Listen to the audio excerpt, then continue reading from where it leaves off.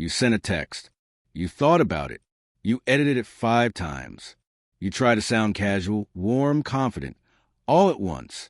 You even used the perfect emoji placement. It wasn't a big deal.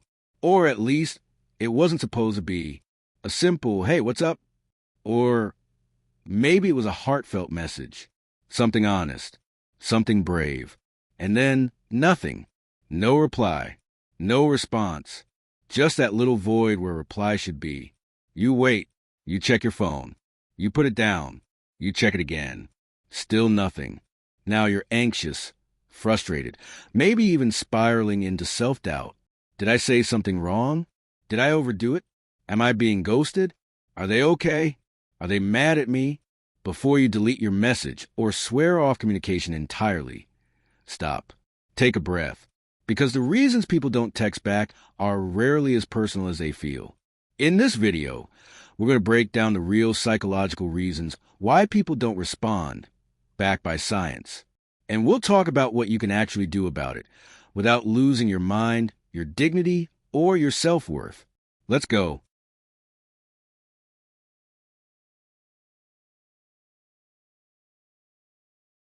1. Cognitive load overwhelm. Let's start with something most people don't even think about, mental bandwidth. Every day, your brain is making hundreds of micro-decisions. It's processing visual cues, social norms, expectations, dangers, body language, memory recall, and more. When someone is overwhelmed, especially mentally or emotionally, their brain starts prioritizing tasks. What gets priority? Urgent problems, deadlines, anything that screams immediate threat. Texting someone back? That doesn't usually fall in the immediate threat category, especially for people who are mentally exhausted, have ADHD, anxiety, burnout, or are neurodivergent. Responding to a message is not a quick tap-and-go action. It requires reading, processing, deciding how to respond, then typing. And if the message carries any emotional weight, like vulnerability or conflict, it becomes even harder. So they leave it. They say, I'll reply later. But later never comes.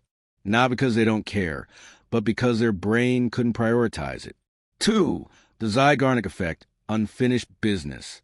The Zeigarnik Effect is a psychological principle that says humans remember uncompleted tasks better than completed ones. So if someone opens your message, reads it, and doesn't reply, it often remains in their mental to-do list. The problem? The longer it goes unaddressed, the more anxiety it can cause. Eventually, it creates a weird spiral.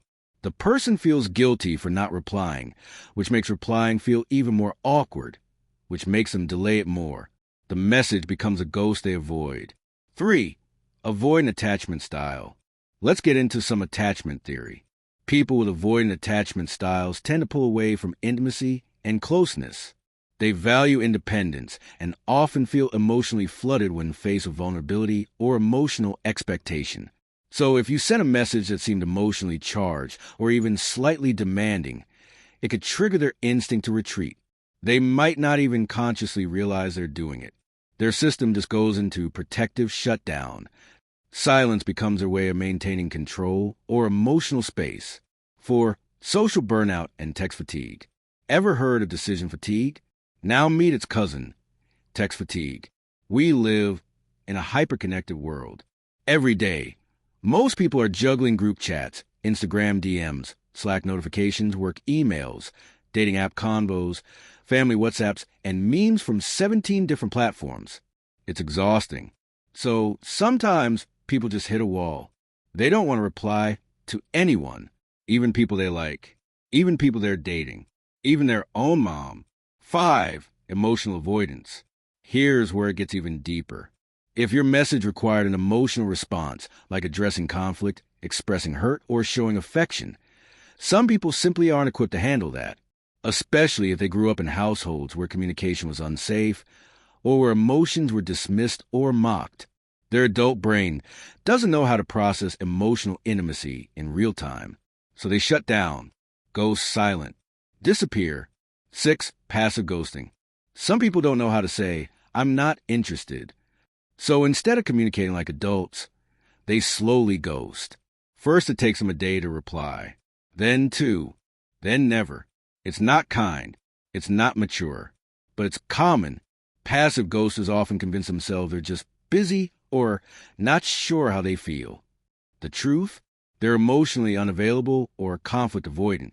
7, you triggered something, and they don't know how to deal. Maybe your message touched a nerve. Maybe it reminded them of an ex or something they don't like about themselves. You didn't mean to, but your words landed in a soft spot. And instead of replying or talking about it, they shut down. Not because you're wrong, but because they're not ready. 8, they're just not that into you. It hurts, but it happens. Sometimes the silence is the message. If they were interested, they'd show it. If they cared, they'd make time. No one is too busy to send a 2-word reply to someone they truly value. We all deserve effort. Attention is a choice. 9, they're dealing with their own stuff. And finally, sometimes it has nothing to do with you. They're going through a breakup, a depressive episode, a financial crisis, or a career meltdown. They're in survival mode. And no matter how kind or lovable you are, they just don't have the emotional resources to engage. All right, now that we've unpacked the psychological why, it's time to get into you.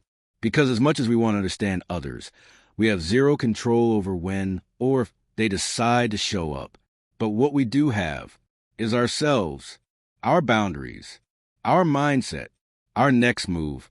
So here are some grounded, psychologically sound ways to take back your power after someone ghosts you, delays a reply, or gives you emotional whiplash. 1, don't internalize the silence. This is huge. Your brain will try to fill in the blanks when someone doesn't respond. It'll invent stories, usually worst-case scenarios. You'll convince yourself you said too much, or not enough, or that you were annoying, boring, needy, weird. Stop. None of that is based in truth. It's just anxiety playing detective. Silence is not evidence of your worth. It's just silence. 2, pause the spiral. If you feel the overthinking spiral starting, the refreshing, the overanalyzing, the rereading of the message 23 times, catch it. Literally say, I'm spiraling. Then redirect. It could be physical. Stand up, drink water, do 5 jumping jacks. Or mental.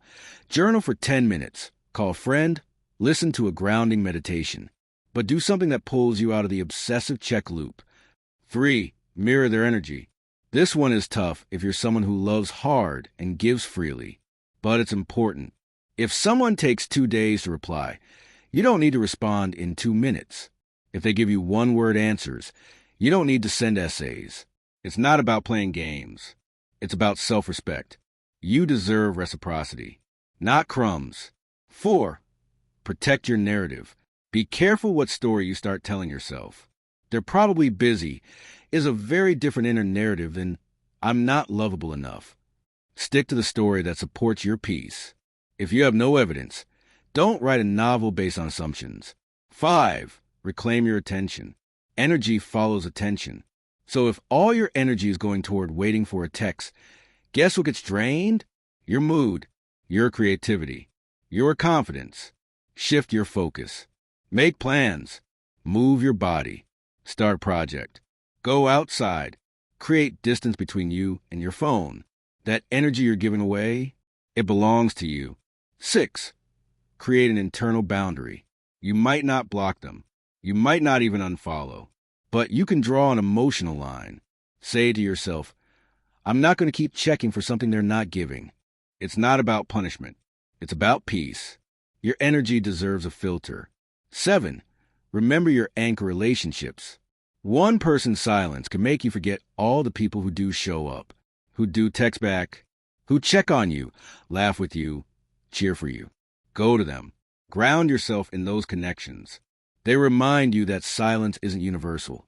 It's situational. 8, decide what you will tolerate. You get to decide what kind of communication you accept. Do you want a partner who replies within a day?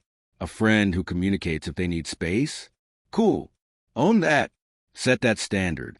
If someone can't meet it, they're not bad. They're just not your person. 9, channel the emotion somewhere useful. Rejection or ambiguity hurts because it creates emotional energy with no outlet. So give it one. Write a letter you don't send. Go for a long walk. Paint something. Vent in your journal. Let that stuck energy out. Silence is heavy. Move it through you. 10. Stay on your own team. This is the biggest one. Don't abandon yourself because someone else disappeared. You are not less lovable. You are not less worthy. You are not overreacting. You showed up. You tried. You were brave enough to communicate. That's something to be proud of. Now, stay with you. That's who matters most. All right, deep breath. We've covered the why. We've walked through what you can do in the moment. But here's where the real growth happens. Learning to let go without bitterness, and to move forward with your self-worth intact. Consistency isn't a luxury. It's a baseline. You deserve people who respond, who care, who communicate like grown adults, who make space for you, not ones who make you question your worth every time you hit send. So if someone's texting habits make you feel confused, invisible, or anxious more often than not, you don't have to play detective. You can choose peace. You can choose self-respect. You can choose people who choose you back.